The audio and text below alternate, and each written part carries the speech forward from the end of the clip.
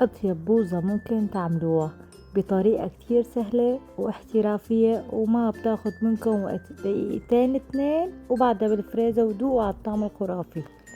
للنكهة الأولى هي نكهة الفريز، رح نحتاج لفريز مجمد الكمية اللي بتحبوها.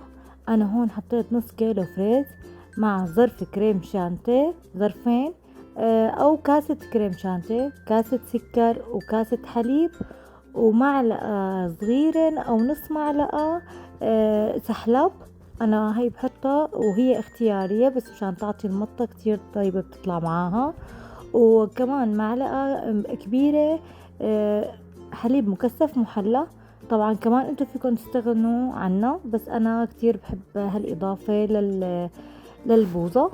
بهي الطريقة انتهت معنا البوظة. شايفين ما اسهلها؟ انا زدت لها ملون لان الملون بيعطي لون كتير حلو للبوظة، وبيعطيها اللون اللي بنشوفه دائما بالمحلات، وهي هتطلع معنا اطيب من المحلات.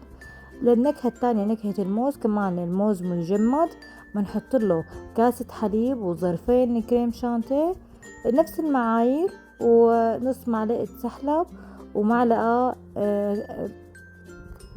حليب مكثف محلى، وكمان نفس الشي حطيت له ملون الاصفر بتطلع معانا بهذا الشكل. طبعا اذا ما حطينا الملون هون رح تطلع بيضة وما حتعطيكم اللون اللي بتبين انه هي نكهة الموز. نكهة الفانيليا اختلاف جذري.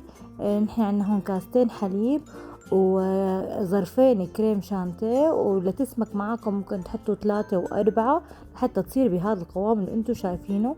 بعدها بنضيف علبة كاملة حليب مكثف محلى، وهي أساسية ما فينا نستغني عنها.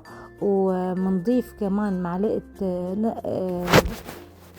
سحلاب وظرف فانيليا. انا هون نسيت اني صور لكم اياه. ظرف فانيليا بنحطهم بالفريزة كلياتهم قريب 6 ساعات، وبعد ال6 ساعات مثل ما شون شايفين بيطلعوا جامدين. وبنحطهم بأي شيء للتقديم، بصحون التقديم.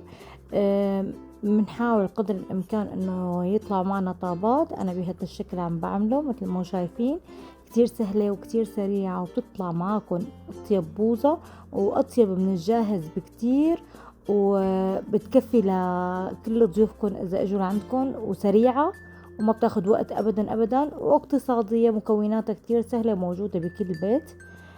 مثل ما شايفين انا عم حاول اعمل الصحون كلياتها للتقديم. شايفين كيف البوظة ابدا بتنافس المحلات. هون عم بحط الصوصات اللي هي صوص الفريز وصوص الشوكولا وصوص الموز. شايفين مقطيبة بتاخد العقل، بسم الله ما شاء الله. طلع القوام فخم فخم جدا. المطة نفسها تبعت المحلات ومنافس أكبر محلات إذا فيكن، وسهلة وسريعة وما بتاخد منا وقت أبدا. بتمنى تعجبكم وصفاتي، وإذا عجبتكم لا تنسوني من الاشتراك ومن اللايك والشير. الاشتراك كتير مهم بالقناة لحتى يوصلكم كل جديد. إذا وصلتوا لهون معناتها أنتم من متابعين أم عصام. بتمنى أنه يكون عم تعجبكم القناة. السلام عليكم.